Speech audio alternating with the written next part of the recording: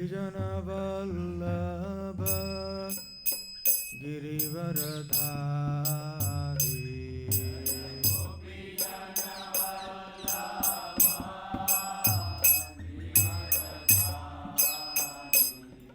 जय गोपीजनवल्लभ गिरिवरधारी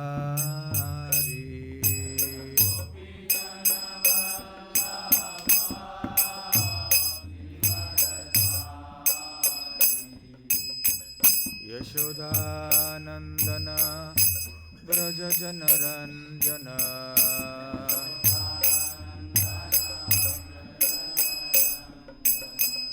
यशोदानंदन व्रज जनरंजन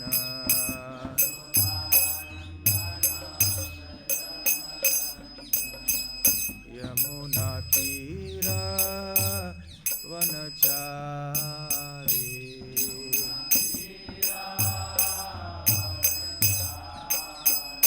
यमुना तीरा वनचारी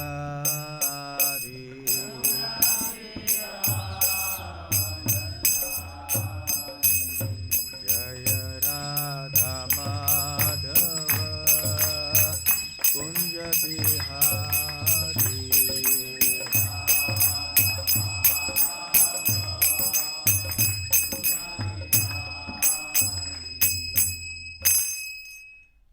जय ओम विष्णुपाद परमहंस परिव्राजकाचार्य अष्टोत्तर शतहिष्ट डिवाइन ग्रेस अभय चरणारविंद भक्ति वेदांत स्वामी श्रील प्रभुपाद की जय। श्री श्री राधा श्याम सुंदर ललिता विशाखा की जय। श्री श्री कृष्ण बलराम की जय। श्री श्री गौर निताय की जय। श्री ब्रजभूमि वृंदावन धाम की जय। श्री वत्सवन की जय। निताय गौर प्रेमानंदे समवेत भक्त वृंद की जय। समवेत भक्त वृंद की जय। समवेत भक्त वृंद की जय। श्री श्री गुरु गौरांग की जय। ओम ज्ञानतिमिरान्धस्य ज्ञानाञ्जनशलाकया चक्षुरुन्मीलितं येन तस्मै श्रीगुरवे नमः। श्रीचैतन्यमनोभीष्टं स्थापितं येन भूतले स्वयं रूप कदा मह्यं ददाति स्वपदान्तिकम्। वन्देऽहं श्रीगुरुः श्रीयुतपदकमलं श्रीगुरून् वैष्णवांश्च श्रीरूपं साग्रजातं सहगण रघुनाथान्वितं तं सजीवं साद्वैतं सावधूतं परिजनसहितं कृष्णचैतन्यदेवं श्रीराधाकृष्णपादान् सहगण ललिता श्रीविशाखान्वितांश्च। नमो ओं विष्णुपादाय कृष्णप्रेष्ठाय भूतले श्रीमते भक्तिवेदांत स्वामिन्निति नामिने। नमस्ते सारस्वते देवे गौरवाणी प्रचारिणे निर्विशेष शून्यवादी पाश्चात्य देशतारिणे। वाञ्छाकल्पतरुभ्यश्च कृपा सिन्धुभ्य एव च पतितानां पावनेभ्यो वैष्णवेभ्यो नमो नमः। जय श्री कृष्ण चैतन्य प्रभु नित्यानंद श्री अद्वैत गदाधर श्रीवासादि गौर भक्त वृंद। हरे कृष्ण कृष्ण कृष्ण हरे हरे हरे राम राम राम हरे हरे। हिंदी में बोलना। आज हम यहाँ वत्सवन में आए हैं। मैं भी पहली बार आ रहा हूँ वत्सवन में। यहाँ पर जैसे यहाँ हमारे पुजारी जी ने बताया कि ब्रह्मा जी ने श्री कृष्ण के बछड़ों की और उनके ग्वाल बाल मित्रों की चोरी कर लिया, उनका अपहरण कर लिया, उनको छुपा लिया। इस लीला का वर्णन मैं अभी नहीं करूंगा क्योंकि आगे चल के प्रबोधानंद सरस्वती महाराज और देवी शक्ति माता जी बोलेंगी कुछ। हम केवल संक्षेप में 2 शब्द बोलेंगे। वैसे पहले यद्यपि मैं यहाँ आया नहीं था पहले, परंतु ऐसे सुना था कि कोई एक मतभेद है। कोई लोग कहते हैं कि ब्रह्मा जी ने यहाँ वत्सों का अपहरण किया था, छुपा दिया था उनको। कोई कहते हैं कि श्री कृष्ण ने वत्सासुर का वध यहाँ पे किया था, परंतु जैसे यहाँ पुजारी जी ने बताया, वत्सासुर का वध तो श्री कृष्ण ने भांडीर वन के पास में किया, यहाँ पे नहीं। और ये सही है, क्योंकि जब ब्रजवासी गोकुल से वृंदावन आना चाहते थे तो सीधे यमुना पार करके नहीं आए, क्योंकि यमुना में बहुत जल था, यमुना की चौड़ाई बहुत थी और उस समय कोई सेतु या पुल, ब्रिज नहीं था। पूतना, तृणावर्त, शकटासुर आदि असुरों के भय से ब्रजवासियों ने एक इष्ट गोष्ठी बुलाई कि अभी यहाँ पे खतरे बहुत हैं, तो क्या करना चाहिए। और विशेष करके उनको चिंता थी श्री कृष्ण के बारे में। तीनों बार श्री कृष्ण बाल बाल बच गए, ऐसा उनको लगा। अपने बहुत ही मधुर प्रेम के कारण वो ये जान नहीं पाए कि सबकी रक्षा करने वाले ही यही बालक हैं कृष्ण। उनको किसी की आवश्यकता नहीं है अपनी रक्षा करने के लिए। फिर भी वृंदावन का भाव ये बहुत विशेष होता है, जिसमें भक्त भगवान को भगवान न मान के उनको अपना मित्र, पुत्र, प्रेमी इत्यादि मानते हैं। ये वृंदावन के प्रेम की विशेषता है। इस प्रकार का प्रेम अन्य किसी भी स्थान में आध्यात्मिक जगत में नहीं पाया जाता, क्योंकि हर जगह ये एक ऐश्वर्य ज्ञान होता है भक्तों को कि भगवान श्री कृष्ण भगवान है। और ये ऐश्वर्य ज्ञान होने के कारण जो शुद्ध प्रेम है उसका या उसकी जो मधुरता है वो थोड़ी कम हो जाती है। वो शुद्ध प्रेम शिथिल हो जाता है, कमजोर हो जाता है। वृंदावन की विशेषता ये है कि यहाँ ऐश्वर्य मथुरा, वैकुंठ आदि से अधिक है, फिर भी यहाँ ऐश्वर्य माधुर्य को कभी ढकता नहीं है।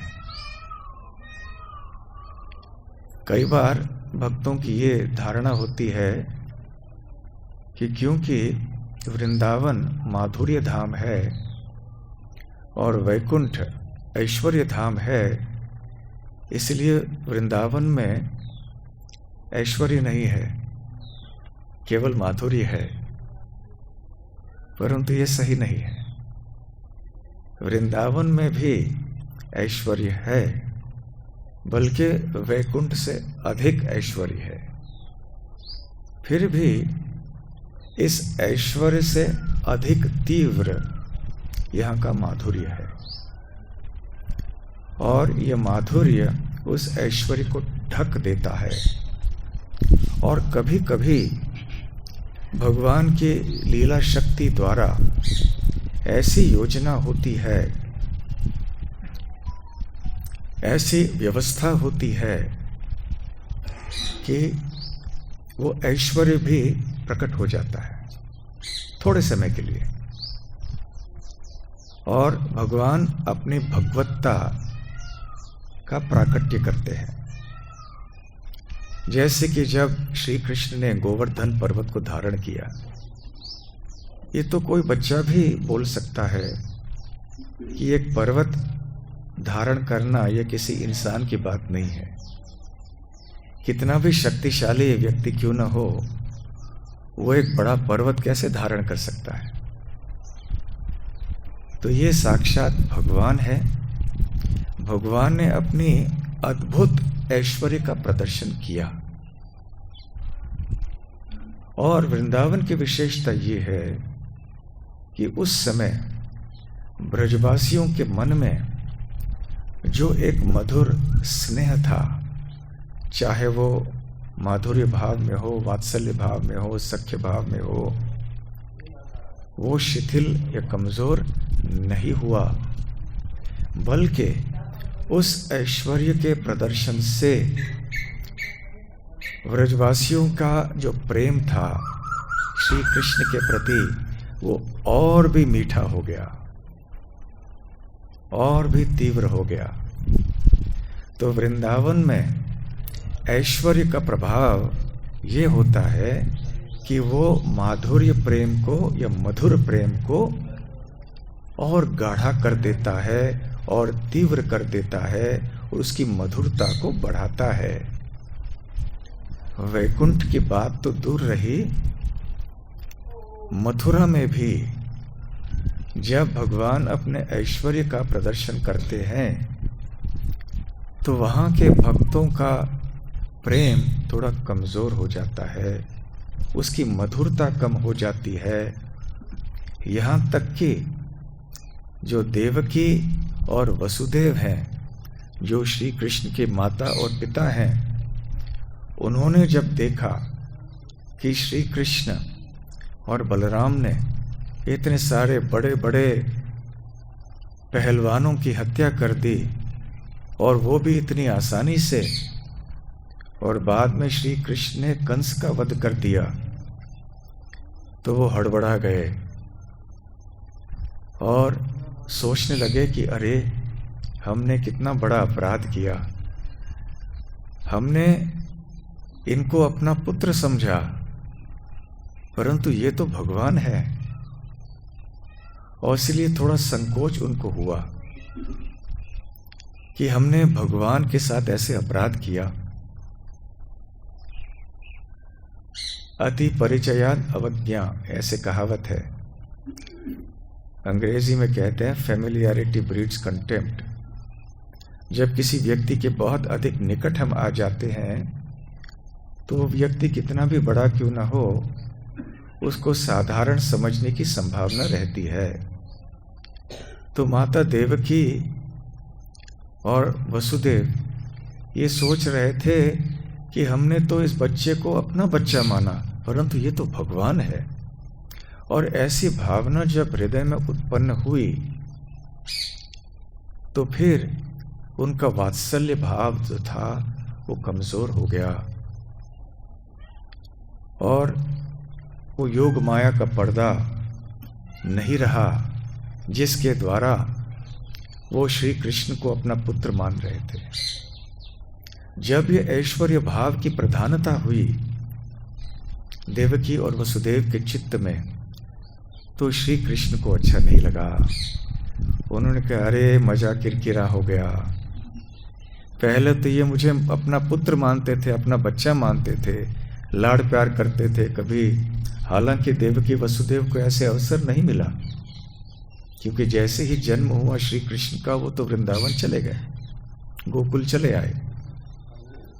फिर भी जब श्री कृष्ण ने देखा कि इनके हृदय में वो वात्सल्य भाव नहीं रहा तो उनको अच्छा नहीं लगा।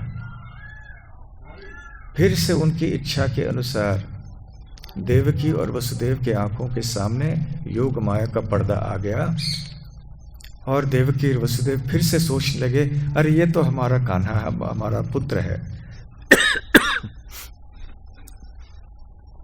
उसी प्रकार से जब अर्जुन, जो कि श्री कृष्ण के सखा है परंतु द्वारका भाव में है, द्वारका भाव में होते हुए भी काफी निकटता थी उनके संबंध में। भगवत गीता के 11वें अध्याय से हम जानते हैं कि जब विश्व रूप का दर्शन करवाया श्री कृष्ण ने अर्जुन को, तो अर्जुन को भी बड़ा संकोच हुआ कि अरे अर्जुन, हे कृष्ण मुझे क्षमा कर दो, हम साथ में बैठते थे, सोते थे, खाते पीते थे, हंसी मजाक करते थे, मैंने आपको साधारण समझा, अपना मित्र समझा, परंतु अब मैं देख रहा हूं कि आप तो स्वयं भगवान हो। तो अर्जुन के सख्य प्रेम में थोड़ी मिठास कम हो गई, कृष्ण को भी अच्छा नहीं लगा। तो मथुरा हो या द्वारका हो और वैकुंठ की बात तो और दूर रही। जब ऐश्वर्य का प्रदर्शन होता है तो मधुरता का घटन होता है। वैकुंठ में भी माधुर्य है, मधुरता है, क्योंकि भगवत प्रेम मधुर है। तो ऐसा भी कहना गलत है कि वैकुंठ में मधुरता है ही नहीं, तो फिर कृष्ण प्रेम का मतलब ही क्या हुआ। जब भगवत प्रेम होता है वो तो मधुर ही होता है। परंतु जब हम कहते हैं कि वैकुंठ ऐश्वर्य धाम है, तो हम कहना चाहते हैं कि इसमें ऐश्वर्य की प्रधानता है। और जब हम कहना चाहते हैं कि वृंदावन माधुर्य धाम है, तो हम तात्पर्य हमारा ये होता है कि यहाँ पर माधुर्य की प्रधानता है। और जहाँ माधुर्य की प्रधानता है वहाँ ऐश्वर्य माधुर्य की सहायता करता है। और जहाँ पर मधुरता प्रधान है वैकुंठ जगत में, वहाँ मधुरता ऐश्वर्य को और बढ़ा देता है। तो इसलिए वैकुंठ में भी मधुरता है, परंतु वृंदावन की तुलना में बहुत कम। उसकी जो गुणवत्ता है, क्वालिटी, वो निम्न श्रेणी की है वृंदावन की तुलना में।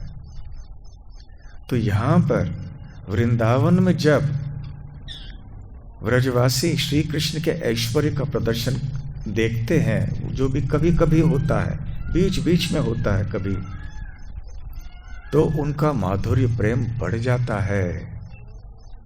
जब श्री कृष्ण ने गोवर्धन को धारण किया तो व्रजवासी सब सोच रहे थे, अपने अपने दृष्टि के अनुसार, अपने अपने रस या रति के अनुसार विचार कर रहे थे। जो वरिष्ठ गोप आदि थे वो सोच रहे थे, अरे बेचारा ये कन्हैया अकेला इस गोवर्धन पर्वत को धारण कर रहा है, तो हो सकता है बेचारा थक जाएगा, तो हमें भी मदद करनी चाहिए इसकी। उन्होंने भी अपनी जो छड़ी है, लाठी है, वो भी उठा के गोवर्धन पे का स्पर्श किया कि चलो हम भी धारण कर लेते हैं। जो सखा थे कृष्ण के, उन्होंने सोचा कि अरे हमारे मित्र ने इतने लंबे समय तक पर्वत धारण किया है, तो भुजाएं दर्द कर रही होंगी। तो वो जाके श्री कृष्ण के भुजाओं को मालिश करने लगे कि हो सकता है दर्द हो। और जो तरुणी गोपियां थीं, वो तो केवल अपनी पलकों को बंद किए बिना निरंतर श्री कृष्ण का दर्शन करने लगे, जो कि वृंदावन में संभव नहीं था, क्योंकि श्री कृष्ण प्रातः काल में ही गायों को चराने के लिए जाते थे, सायंकाल में आते थे। दिन भर गोपियों को श्री कृष्ण का दर्शन बाह्य रूप से तो नहीं मिलता था। यहाँ 7 दिन 7 रात लगातार श्री कृष्ण के सुंदर रूप का दर्शन वो कर पाएं। तो इस तरह से अपने अपने रस के अनुसार सारे ब्रजवासियों की जो भक्ति भाव, उसकी मधुरता बढ़ती गई। उस समय ब्रजवासियों ने ऐसा नहीं सोचा कि अरे इस बच्चे ने पर्वत धारण किया, ये तो बच्चा नहीं हो सकता, ये तो भगवान होगा। उस समय ऐसी भावनाएं, विचार उनके मन में नहीं आई। गोवर्धन पर्वत नीचे रखने के बाद जब वो वापस गए, तब जो है उनको विचार आया कि अरे ये क्या हो गया, इस बालक ने कैसे पर्वत को धारण किया। तब जाकर नंद बाबा के पास अपने दुविधा को व्यक्त करने लगे कि ये कैसे समझ सकते हैं श्री कृष्ण को, ये हैं कौन। तो इसलिए भगवान श्री कृष्ण यहाँ वृंदावन में रह के अपने मधुर लीलाओं का प्रदर्शन करते हैं, जिसके द्वारा व्रजवासियों के प्रेम की मधुरता भी निरंतर बढ़ती रहती है। तो ये जो वृंदावन का मधुर प्रेम है, ये समझना आसान नहीं है। जब कोई व्यक्ति भगवान श्री कृष्ण के मधुर लीलाओं को देखता है, तो यदि वो भक्ति के सिद्धांतों से भली भांति परिचित नहीं है, उसके पास ये ज्ञान नहीं है, तो वो दो गलतियां कर सकता है, दोनों में से एक कर सकता है। जो भौतिकतावादी व्यक्ति हैं वो सोच सकते हैं कि अरे ये तो मनुष्य है, तो मनुष्य होने के कारण ये ऐसी लीला करता है, तो वो फिर निंदा करते हैं उनकी लीलाओं की। रासलीला क्यों की भगवान ने ऐसे गोपियों के वस्त्र चोरी क्यों कर लिए, तो अपने संसार के नीति को भगवान के ऊपर थोपने का प्रयास करते हैं। या तो फिर जब वो श्री कृष्ण के ऐसे अद्भुत शक्ति का प्रदर्शन देखते हैं, तो वो सोचने लगते हैं कि अरे ये तो भगवान है। तो यहां यदि भगवान है तो ऐसे कार्य कैसे कर रहे हैं। और ऐसे ही भ्रम में पड़े ब्रह्मा जी सृष्टि करता। जब ब्रह्मा जी ऐसे भ्रम में पड़ जाते हैं, तो फिर इस पृथ्वी के साधारण लोगों की बात तो दूर है। ब्रह्मा जी ने देखा कि यहाँ पे बैठ के यमुना के तट पे श्री कृष्ण ग्वाल बालों के संग भोजन ग्रहण कर रहे हैं, और श्री कृष्ण ग्वाल बालों के झूठा जो अवशिष्ट है वो भी ग्रहण कर रहे हैं और इसमें बड़ा आनंद ले रहे हैं। और ब्रह्मा जी अपने हंस वाहन पे सवार होकर ये सब देख रहे थे, और उनको बड़ा आश्चर्य हुआ कि ऐसा कुत्सित अन्न। आनंद वृंदावन चंपू में कवि कर्णपुर कहते हैं, हरि ही यदि स्यात्, यदि ये हरि है, ऐसा कुत्सित अन्न क्यों खा रहे हैं। वो तो 56 भोग आदि खाना चाहिए। यहाँ पे दही है, कुछ फल है, वो भी दोनों हाथ में। शिष्टाचार का भी पालन नहीं करते, वैसे केवल दाहिने हाथ से खाना चाहिए। ये कभी बाएं से खा रहे, कभी दाहिने से खा रहे हैं, और वो भी ऐसा साधारण अन्न। ये कैसे हरि हो सकते हैं। और यदि हरि हैं तो मैं ये देखना चाहता हूं कि वो कैसे ये साबित करें, सिद्ध कर दें कि वो हरि हैं। इसलिए फिर वो यहां पर प्रकट हुए इस प्रमाण को देखने के लिए। वो जानते थे कि आगे चल के भगवान ये बतलाएंगे कि कैसे वो भगवान हैं। और ऐसे ही ये ब्रह्म विमोहन लीला फिर आगे चल के हुई। तो ये ऐश्वर्य और माधुर्य का जो टक्कर है, वो ब्रह्मा जी भी उसका भी समन्वय नहीं कर पाए। इतनी मधुरता का प्रदर्शन जो वृंदावन में दिखाई पड़ता है भगवान की लीलाओं में, ब्रह्मा जी ने कहीं और देखा नहीं था। वैकुंठ में तो ऐसे नहीं होता। यहां पे जब वो देख रहे हैं कि झूठा ग्वाल बालों का ले रहे हैं, यहाँ पर खेल खेल में कोई ग्वाल बाल उनके कंधे पे चढ़ रहे हैं, ऐसे किसी ने कोई सोच भी सकता है कि नरसिंह देव भगवान के ऊपर कंधे पे कोई चढ़ जाए खेल में। ऐसी भावना तो नहीं हो सकती। ये वैकुंठ भाव में तो केवल दूर से प्रणाम करते हैं। प्रेम है, लेकिन दूर से प्रेम है। वृंदावन के प्रेम में कोई भी रुकावट नहीं है, कोई बंधन नहीं है, कोई सीमा नहीं है। इसलिए भक्त लोग कुछ भी कर सकते हैं कृष्ण के साथ। उनको चिढ़ा सकते हैं, उनका मजाक उड़ा सकते हैं, उनको धमकी दे सकते हैं, उनके साथ लड़ाई कर सकते हैं। और ऐसा करके अपराध नहीं होता, बल्कि कृष्ण को बहुत प्रसन्नता होती है। तो ब्रह्मा जी भी ये ऐश्वर्य और माधुर्य का समन्वय नहीं कर पाए। तो यहाँ पर जब श्री कृष्ण गोवर्धन गोकुल से ब्रजवासी ऊपर गए तो सीधे यमुना पार नहीं किया, भांडीर वन होके भांडीर वन में गोपियों ने यमुना पार किया, गौओं ने भद्रवन में पार की। भद्रवन अर्थात भांडीर वन से थोड़ा आगे है। और यमुना पार करके वत्सासुर पहले असुर थे ना वहाँ, जिनका वध किया, उसके बाद फिर से दक्षिण की ओर चले आए और छठीकरा में आके बसे। तो उस समय फिर यहाँ पे ये लीलाएं भगवान श्री कृष्ण यहाँ से इधर उधर अलग अलग वनों में भ्रमण करते रहे, अपने ग्वाल बालों के साथ में, बछड़ों के साथ में। और अब हम सुनेंगे आगे चल के कि यहाँ पर और कौन सी लीला हुई। हमने केवल एक पृष्ठभूमि दी, एक बैकग्राउंड दिया है। हम अभी जो वास्तविक लीलाएं हैं यहाँ की, फिर प्रबोधानंद सरस्वती महाराज और देवी शक्ति माता जी देंगे। श्री वत्सवन की जय। दो गलती करता है, एक गलती हुआ, एक बाकी है। नहीं, एक गलती ये है कि कई लोग श्री कृष्ण को साधारण समझते हैं, मनुष्य समझते हैं, क्योंकि वो ऐसे एक उनका रहन सहन, उनका बोल चाल, खान पान साधारण मनुष्यों की तरह होता है, तो वो सोचते हैं कि ये भगवान कैसे हो सकते हैं, है ना।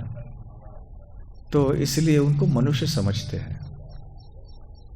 और दूसरी गलती ये है कि ऐसे ऐश्वर्य का प्रदर्शन करने के बाद उनके मन में भ्रम आ जाता है कि ये भगवान कैसे हो सकते हैं। चाहे ज्यादा मधुरता का प्रदर्शन करने के बाद या अधिक ऐश्वर्य प्रदर्शन करने के बाद, मधुरता को देख के वो ये सोच सकते हैं कि ये कैसे भगवान हो सकते हैं, भगवान तो बड़े ऐश्वर्यशाली होते हैं। परंतु जब भगवान यहाँ पे ऐसी लीलाएं करते हैं जो ब्रह्मा जी जैसे बड़े बड़े विद्वान भी भ्रमित हो जाते हैं, वो भी इसका समन्वय नहीं कर पाते हैं, परंतु वृंदावन के भक्त बड़े आनंद से भगवान श्री कृष्ण के प्रेम का स्वाद लेते हैं। हरे कृष्णा। श्री वत्सवन की जय। गौर प्रेमानंदे हरि हरि बोल। श्रील प्रभुपाद की जय।